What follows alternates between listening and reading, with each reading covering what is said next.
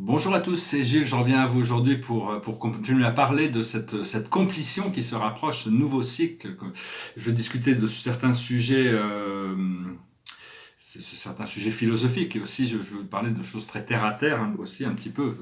Mais je voulais dire, il faut, oui, faut arriver à rentrer dans ce chariot et se laisser porter. Hein. Le véhicule, le corps de lumière, c'est comme un chariot. C'est comme le chariot d'Apollon. Seulement Apollon, il y avait c'était un fils, il y avait Cétone, le fils d'Hélios, le soleil, qui avait pris le chariot de son père et qui, partout où il allait, il brûlait tout. Mais enfin, c'est le symbole de Cétone, c'est le Satan biblique et musulman. C'est symbolique.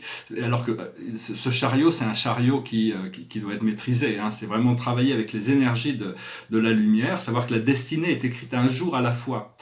Et ce qu'il faut, c'est motiver le monde à voir un futur brillant devant eux. Comme s'ils voient un futur brillant, ils vont le créer. Donc c'est vraiment arriver à unifier toutes les énergies autour de parce qu'on est tous un instrument dans une immense symphonie. Et moi, mon rôle, c'est d'être un peu le chef d'orchestre, de coordonner tout ça.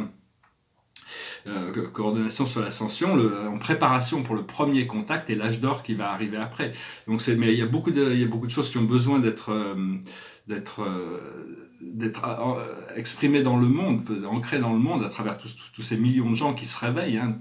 On se réveille tous à la lumière de notre âme et donc on développe ce rêve du nouvel âge. C'est un choix collectif de rentrer dans une société utopique plutôt que dystopique. Hein. Et donc, je ne sais pas pourquoi j'avais noté aussi certains livres qui étaient, à mon avis, les livres politiques les plus importants. Et enfin, bon, en essence, avant de revenir beaucoup plus sur les choses plus terrestres, c'est que la planète tourne autour du Soleil. C'est une grande révélation que je voulais faire aujourd'hui.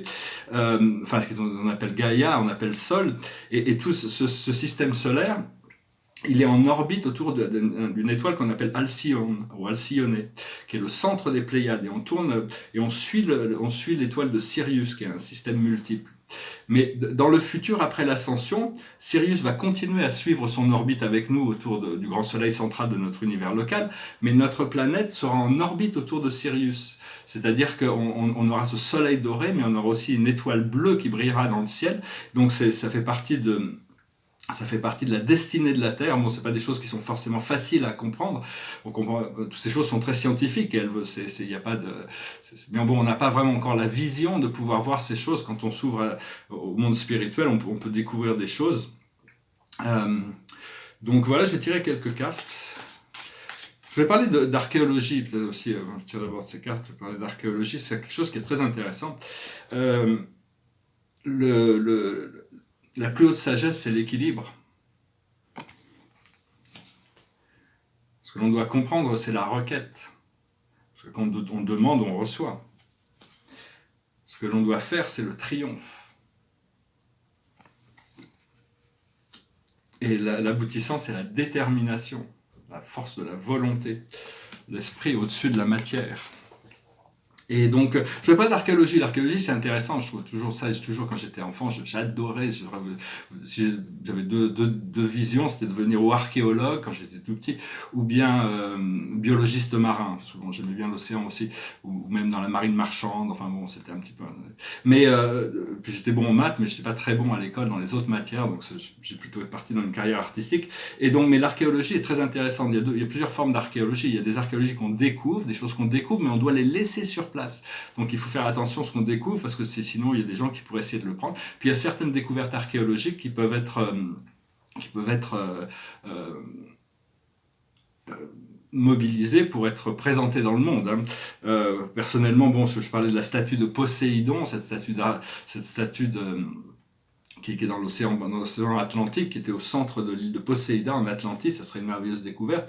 Mais il y a la chambre des maîtres aussi, la chambre des maîtres qui est vraiment un portail interdit. Mais c'est très délicat parce que je pense que ces deux objets sont proches l'un de l'autre, mais il y a des champs électromagnétiques qui fait que ça peut être difficile à même faire de l'exploration. J'avais eu une vision aussi, je peux partager ça avec vous sur une découverte archéologique. J'avais eu cette vision, j'étais au nord de l'Italie et je sortais une épée de la terre. J'étais avec une équipe, hein, on faisait des fouilles, et c'était l'Excalibur. Et donc c'était l'Excalibur, l'épée de l'archange Michael, mais c'était celle du roi Arthur. Et j'ai compris qu'il fallait que je la rende à son propriétaire. Il y a un visage qui m'est apparu dans mon esprit, c'est quelqu'un de très célèbre dans le monde, et donc je sais pas pourquoi, mais bon, il fallait que je lui rende son épée, donc je sais pas, peut-être que lui ne comprendrait pas non plus, mais peut-être que c'est quelque chose qui pourrait, je veux pas dire qui sait de toute manière, parce que c'est privé, mais j'ai aussi, moi, fait voir aussi une caverne incroyable en Grèce où il y a des trésors, des manuscrits, des statues. Bien sûr, on peut découvrir les passages qui mènent à la terre intérieure et dans les villes intraterrestres, c'est là où il y a les lits de cristaux et tous ces cristaux sacrés. Mais ceux-là doivent pas être déplacés. Hein. Va falloir d'abord un peu parce qu'en Égypte et en Amérique du Sud aussi, il y a énormément de découvertes à faire. Il y a des villes souterraines qu'on ne connaît pas, qui seront libérées, et certaines positives ou négatives qui ont été faites par des extraterrestres. Il y a une autre découverte absolument incroyable d'un point de vue archéologique, c'est les tableaux et les inventions de Saint-Germain quand au XVIIIe siècle, il a peint sur tout, il a fait plein d'inventions, mais on n'a rien trouvé. Mais l'esprit me disait, quand ça sera le moment, on va faire ça ensemble, parce qu'il faudra quand même que je sois au centre de ce qui se passe, pas pour que tout le monde se jette pas dessus, donc on va faire ça ensemble éventuellement dans le futur. Et donc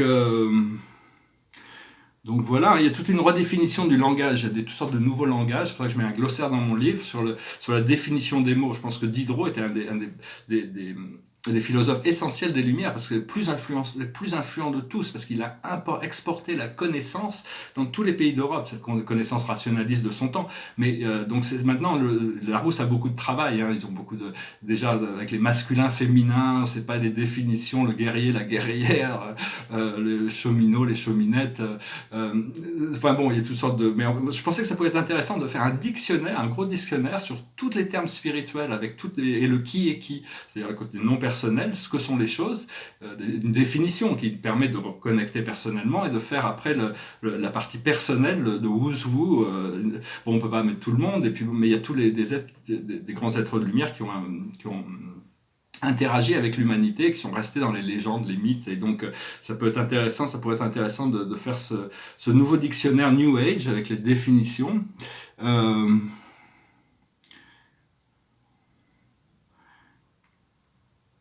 Oui, je voulais dire, ouais, parce que je parlais l'autre jour on est inondé dans les médias avec le coronavirus, c'est vraiment ils utilisent ça pour faire peur à tout le monde, ça effraie tout le monde, ça marche à ce fonctionnement, c'est un grand buzz, c'est très populaire, alors que bon, ça tue beaucoup moins de gens que la grippe de toute manière, et donc faut même pas, c'est juste un buzz médiatique, ça effraie même les marchés financiers. En France aussi, on a ils ont ça aux États-Unis, un peu partout, c'est cette histoire de sextape. Je crois que ce qui est dénoncé dans ces affaires, je suis pas trop, mais c'est de dénoncer l'hypocrisie qui est derrière l'action. Hein. C'était un petit peu comme Bill Clinton, on lui reprochait pas d'avoir une liaison extramaritale, on lui reprochait d'avoir menti à propos de cette liaison. Et donc c'est un petit peu, mais bon, en réalité, c'est une question de vie privée. Hein. Moi, j'ai jamais fait de sextape, mais je me dis, si je rentre en politique, il faudrait peut-être que j'en fasse. Il y a des gens à qui ça a bien réussi. Il y a Paris Hilton ou Kelly Jenner. C'est des filles qui ont construit des empires financiers sur le fait qu'ils ont pu utiliser leur corps pour faire leur propre publicité, disons. Ou il y en a plein d'autres, il y en a des centaines ou des dizaines, disons. Mais donc il y a rien de mal à ça. Le fait de dire que je suis un être humain et j'aime la sexualité. Après ça, c'est quelle forme de sexualité est présentée dans tous ces médias. Enfin bon, on a un petit peu ce tabou sur la sexualité. On a un petit peu à ce propos, je voulais dire que la France a donné un asile politique à cet activiste. C'est un activiste contestataire, mais c'est pas un artiste. Il n'y a pas d'art dans ce qu'il fait. On peut se faire appeler un artiste, mais enfin bon, c'est dit que son art c'est le politiporn, mais pas Pavinsky. Mais bon, ce que je voudrais, c'est que la France donne asile à Julian Assange quand même, il se prétend pas être un artiste, c'est juste un journaliste, que la Y dise pardon pour ses erreurs, et après on puisse avancer. Mais bon, pour la liberté de la presse, la liberté d'expression, il n'a fait que révéler des crimes de guerre. Hein. Il n'est même pas américain pour être dans les pleux. Et donc, j'ai vu je pensais à ça, et j'ai vu que son avocat, il a un avocat français qui va demander à Emmanuel Macron. Je pense que ça serait bien. Bon, la France n'a peut-être pas le courage de la Russie, hein, quand Vladimir Poutine a donné l'asile à Snowden, mais disons que bon, c'est une question de principe aussi. C'est une question de principe pour la liberté de parole, la liberté d'expression. Et puis bon, même si bon, faut essayer enfin bon, en tant que journaliste, c'est un journaliste d'investigation, ils n'ont pas le choix. Ils sont obligés d'essayer de révéler toutes ces choses qui sont pas éthiques. Mais enfin bon, voilà, c'était juste c'est des choses qui me passaient par la tête. Et donc, oui, parce qu'on est vraiment dans une période où l'intervention divine est possible. Il y a toutes sortes de choses qui peuvent se passer magiquement. On ne sait pas pourquoi. Il y a un éveil massif qui est en train de se passer. Et donc, mais Dieu fait ce qu'il veut, ce qu'il fait comme il veut. Donc c'est pareil pour vous. Vous faites ce que vous voulez. Vous avez tous les choix. Au plus on doit faire de choix, au plus on fait des choix, au plus au plus on avance vite. Hein. Je regardais aussi la primaire démocrate, c'était intéressant, c'est intéressant, pas regarder tout le débat, mais parce que j'ai longtemps vécu aux États-Unis et c'est vraiment un show, hein, la politique américaine, même si c'est bon, c'est vraiment qu'un show, faut pas avoir de la substance dedans. Mais on dirait que Donald Trump est en train de gagner cette primaire démocrate, parce que même si c'est Bernie qui monte, son programme est tellement à gauche et l'Amérique est tellement conservative, ça va faire que Trump va être réélu. Mais bon, ça, de mon avis, c'est comme ça, quoi. Mais bon, il a un programme à faire, j'espère qu'il va pouvoir le compléter. Voilà, je venais juste vous saluer aujourd'hui. Et derrière moi, c'est un tableau, ça fait partie d'une série de 32 tableaux. J'ai 30 tableaux, il faudrait que j'en fasse 64, c'est sur les hexagrammes du I Ching, ça c'est le numéro 2, la Terre. Un carré jaune qui est symbolisé par un carré jaune. Et il faut tous que je les reprenne, parce que je vais montrer tous sur un seul mur. Il faut que je fasse la deuxième partie. Et ici, j'ai rajouté de la neige sur mon sapin de Noël. J'ai rajouté de la neige sur mon sapin de Noël, il reste un peu l'étoile, mais je pense qu'il commence un peu à se stabiliser comme ça. Je vais chanter une chanson, c'est une chanson qui est difficile à chanter. Elle était en haut de la pile, et donc je me suis dit, je vais quand même essayer de la chanter. Et c'est une chanson qui parle du changement. It goes like this. Still don't know what I was waiting for. And my time is running wild, a million dead-end streets, and every time I thought I had got it made, it seemed the taste was not so sweet. So I turned myself to face me, but I've never called a glimpse. How the other must see the fake. How much too fast to take that test? Turn a face a strange, change ahead. Don't wanna be a richer man. Turn a face a strange, change ahead. There's gonna be a different man.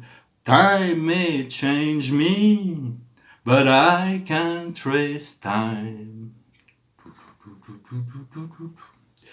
I watch the ripple change the side, but never leave the stream of warm and permanent sand. So the days float through my eyes, but still the day seems the same. And these children that you spit on, they try to change their world. Are they immune to your consultation? They're quite aware of what they're going through. Change and a face is strange. Change ahead. Don't tell them to grow up and out of it. Change and a face is strange. Change ahead. Where is your shame? You're gonna let up to our neck in it. Time may change me, but I can't trace time. Strange fascination fascinate me. Our changes are taking the pace I'm going through. Turn a face is strange. Change ahead. Look out, you rock and roller. Turn a face is strange. Change ahead. Pretty soon you're gonna get older. Time may change me, but I can't trace time. I say that time may change me, but I can't trace time. C'est pas facile à chanter, surtout sans accompagnement. Bientôt, je vais pouvoir commencer à mettre tout ça en musique. Tiens, une dernière carte. C'est l'imagination, l'imaginaire, le pouvoir de l'imaginaire. C'est aussi faire le tri entre ce qui est illusion et ce qui est vérité, ce qui est ressenti profondément, ce qui est vraiment voulu, ce qui est désiré. À partir du moment où on a un désir, l'univers va tout mettre en place pour nous l'apporter. C'est après, on doit abandonner la résistance, le doute, la résistance, les peurs en relation avec l'expérience que l'on a demandée. Voilà, je vous salue, je vous remercie pour tout. Je vous souhaite une excellente journée. Je vous dis à bientôt. Namasté.